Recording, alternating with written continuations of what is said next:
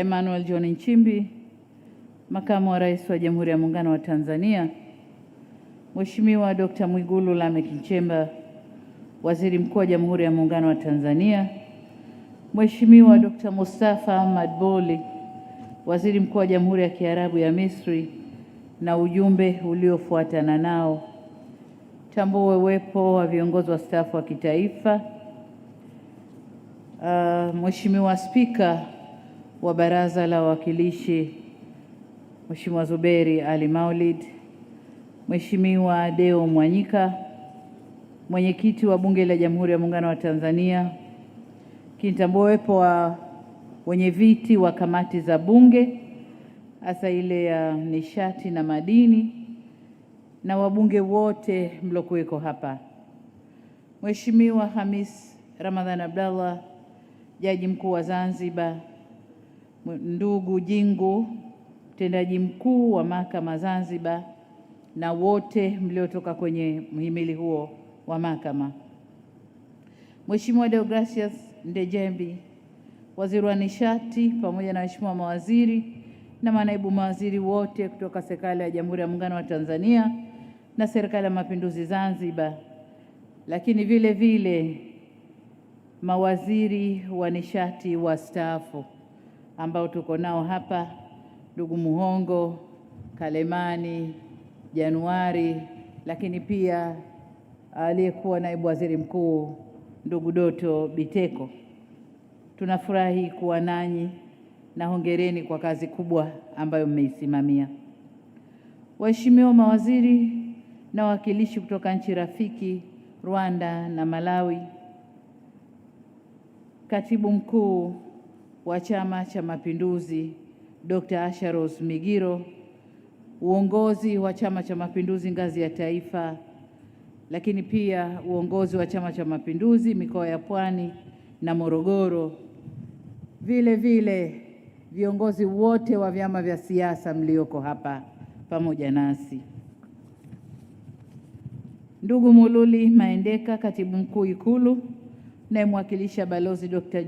Moses Kusiluka, na mwakilishi wa Katibu Mkuu Kiongozi wa Zanzibar, waheshimiwa wakuu wa mikoa mliopo mkiongozwa na kwa mikoa wa Pwani na Morogoro, ndugu makatibu wakuu na manaibu makatibu wakuu mliopo kiongozwa na mwenyeji Mhandisi Felchesmi Josen Mramba, Katibu Mkuu wa Wizara ya Nishati, lakini wote mliopo kutoka serikali zote mbili, Dr. Akinu Muyadeshina, Rais mstaafu wa Benki ya Maendeleo ya Afrika, waheshimiwa mabalozi na wawakilishi wa taasisi za kimataifa, wenye viti wa bodi za mashirika yaliyo chini ya Wizara ya Nishati na kwa mahususi leo TANESCO, viongozi na watendaji wa serikali na sekta binafsi mliopo, kamati za ulinzi na usalama mkoa na wilaya, waheshimiwa viongozi wa dini, wakandarasi,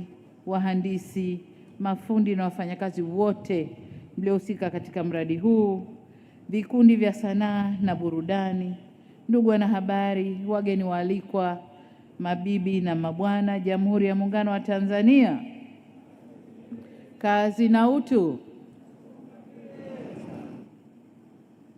Ndugu zangu, shukrani zote ni kwa Mwenyezi Mungu aliyetujalia uhai na siha njema iliyotuwezesha kukutana hapa kushuhudia jambo jingine la kihistoria likiandikwa leo nchini kwetu. Nalo ni tukio hili muhimu la uzinduzi wa kituo cha kuzalisha umeme cha Julius Nyerere. Kwa mnasaba huo, nitumie wasaa huu kukupongeza Waziri wa Nishati, uongozi wa wizara na shirika la TANESCO kwa maandalizi mazuri ya shughuli hii. Kipekee na kushukuru Mheshimiwa Dr. Mustafa Kamal Madbouly, Waziri Mkuu wa Jamhuri ya Kiarabu ya Misri, na ujumbe uliofuatana nao kwa kuja kujumuika nasi katika uzinduzi huu.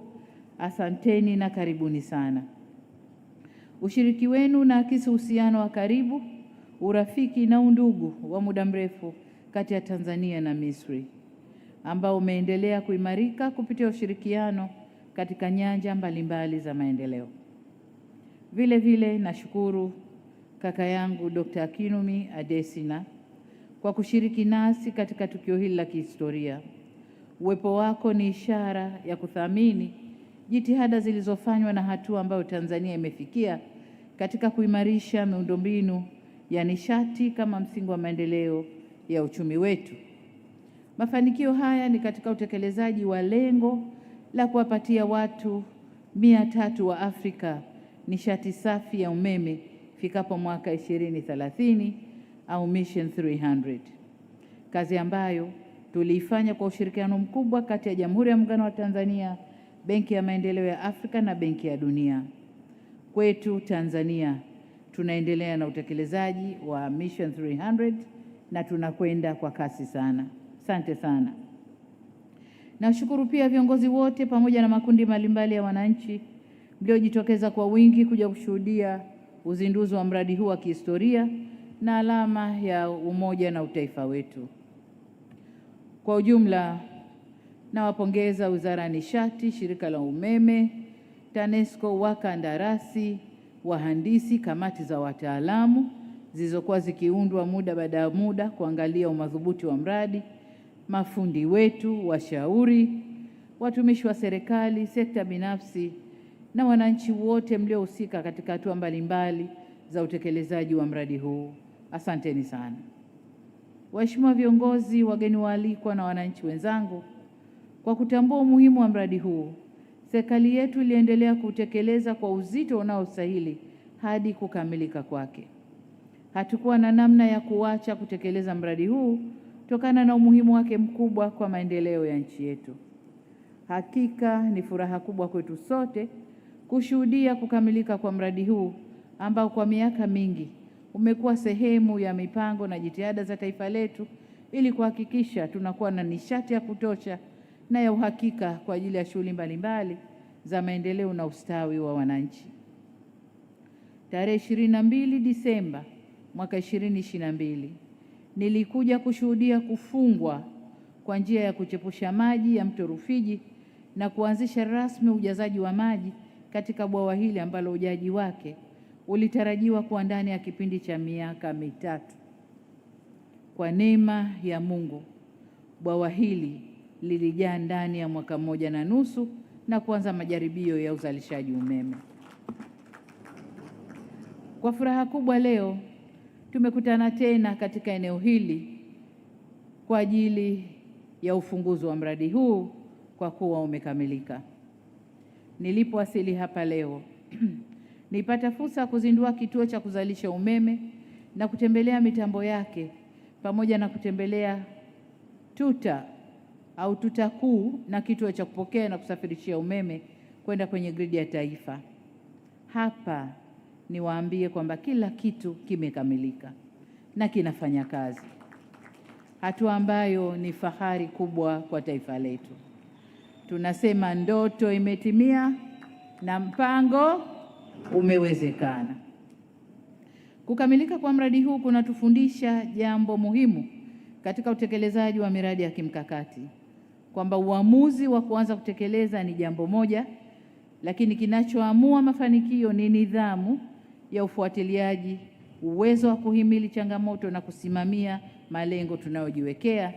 Nami nilirithi vyema mambo hayo. Waheshimiwa viongozi, wageni waalikwa na wananchi wenzangu, utekelezaji wa mradi huu una historia ndefu.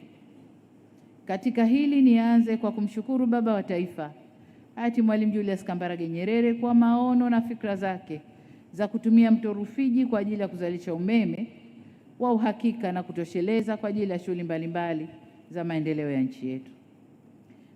Pamoja na Baba wa Taifa, nawashukuru sana Rais wa awamu ya pili hayati mzee wetu Ali Hassan Mwinyi, Rais wa awamu ya tatu mzee wetu hayati Benjamin William Mkapa na Rais wa awamu ya 4 Mheshimiwa Dr. Jakaya Mrisho Kikwete kwa kuendeleza na kuenzi maono na fikra hizo za Baba wa Taifa. Ni dhahiri kwamba safari ya mradi huu haikuwa nyepesi. Tulikumbana na upinzani wa ndani na nje ya nchi katika awamu mbalimbali za uongozi wa nchi yetu na hata katika hatua za utekelezaji wake.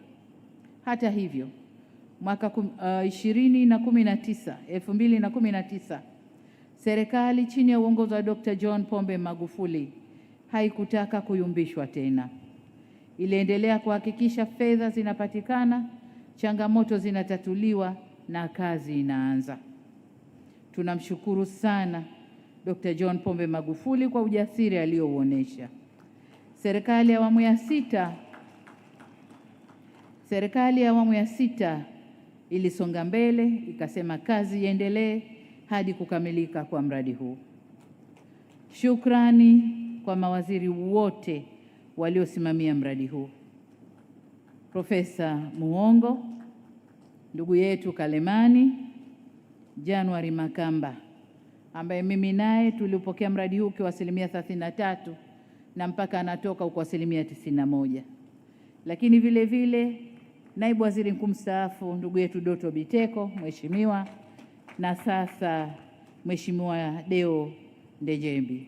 Tunawashukuru sana kwa juhudi mlizofanya mpaka mradi huu leo tumekuja kuuzindua. Swala la kuzingatia hapa ni kwamba tunapofanya maamuzi yenye maslahi kwa taifa, hatupaswi kukata tamaa kwa sababu njia ya kufanikisha imekuwa ngumu, bali tunapaswa kuwa na uthubutu na uthabiti wa kuyasimamia maono na maamuzi yetu ili kufikia malengo tuliyojiwekea na manufaa tunayoyatarajia. Kwa kutambua mchango wa marais wote walionitangulia, leo hii tumewapa tunzo kwa mchango wao. Ndugu zangu, mnakumbuka pia tulipokuja kufunga na kuruhusu maji sasa yaingie kwenye bwawa, tulitoa kumbukumbu, tuliweka kumbukumbu. Tulichukua mawe katika eneo ambalo tulianza kujaza maji, na tukasema mawe yale hatutayaona tena maishani mwetu. Labda ili ziwa, mimi sisemi bwawa, labda ili ziwa likauke kabisa kabisa, ndio mawe yale yataonekana. Lakini kwa kuwa mradi huu na umri wa miaka zaidi ya 100, mawe yale hayatashuhudiwa kwa generation 2 au 3 baada ya sisi kuondoka. Kwa hiyo tukachukua mawe yale tukayatoa zawadi kama ukumbusho wa eneo hili, na leo tumekamilisha, tumetoa tuzo kwamba mradi huu sasa umekamilika. Katika safari hii iliyokuwa na mabonde na milima, tulitembea pamoja na wenzetu, na hapa napenda kutoa shukrani zangu za dhati kwa serikali ya Jamhuri ya Kiarabu ya Misri chini ya uongozi wa Mheshimiwa Abdel Fattah el-Sisi kwa kushirikiana katika ujenzi wa mradi huu na kutukabidhi kampuni za Arab Contractors na Elsewed Electric kushiriki katika ujenzi wa mradi huu, kazi ambayo wameifanya vyema. Asanteni sana ndugu zetu wa Misri. Hatua hii inaonyesha namna ambavyo nchi za Afrika zikiungana na kushirikiana zinaweza kutekeleza mambo makubwa kwa ustawi wa watu wetu, lakini pia kwa bara lote kwa ujumla. Kwa dhati kabisa natambua na kuwapongeza wahandisi, mafundi, kamati za wataalamu na wafanyakazi wote wa Tanzania ambao walishirikiana na wakandarasi katika kutekeleza mradi huu. Hakika mmefanya kazi ya kizalendo. Hongereni sana na jambo letu limekuwa. Ninapomalizia shukrani zangu, nawiwa kuwashukuru sana wananchi wa maeneo yanayozunguka mradi huu pamoja na viongozi na watendaji wa mikoa ya Pwani na Morogoro kwa ushirikiano mzuri mlioutoa katika kutekeleza mradi huu. Asanteni sana na hongereni sana. Kama tulivyosikia, kituo hiki kinachangia nusu ya umeme unaotumika nchini hivi sasa. Ongezeko hili limesaidia kuondoa kadhia iliyokuwepo ya kukatika kwa umeme mara kwa mara na kusababisha usumbufu kwenye uzalishaji viwandani, utoaji wa huduma ikiwemo mahospitalini na hata matumizi majumbani. Megawati zinazozalishwa na kituo hiki zimeongeza uwezo wetu wa kuzalisha na kuwa na akiba ya kutosha ya umeme. Hivyo basi, tuna imani kwamba mradi huu utaongeza fursa za biashara, uwekezaji, uzalishaji, kutengeneza ajira na kuongeza kipato cha mtu mmoja mmoja na pato la taifa kwa ujumla. Hivyo natoa wito kwa wananchi kuchangamkia fursa zitokanazo na mradi huu. Ndugu wananchi, tunavyoendelea mbele, ili umeme huu utumiwe na wananchi wote, ni lazima tuendelee na ujenzi wa